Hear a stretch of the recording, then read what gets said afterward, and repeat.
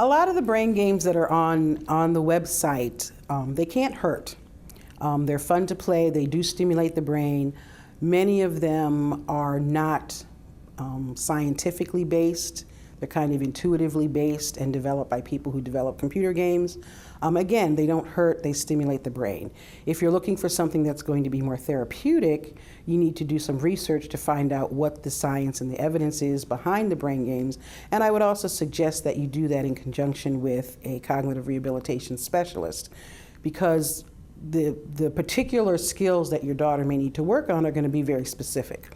And obviously, games that are out there for the general public on the web are fairly general. They improve memory. But if you're not sure exactly why your daughter is having trouble with memory, then the games may not be addressing specifically what her issues are. They do have a role and a purpose, because, as I said, they do keep your brain moving. They help you work on some tasks in between. I would not do it instead of cognitive rehabilitation. I would do it in conjunction with a cognitive rehabilitation therapist. And I would also be very careful to not let her use computer-based cognitive games as a substitute for interacting with the world, engaging in other rehab activities, social activities, getting back involved. It becomes very easy, especially for teenagers, to get sucked into the internet world. So I certainly wouldn't, allow her to do that for hours on end.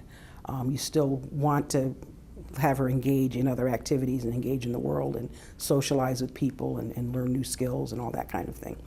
So as a piece of the total picture, they can't hurt. Some of them may help. The research is kind of equivocal on how helpful they are therapeutically.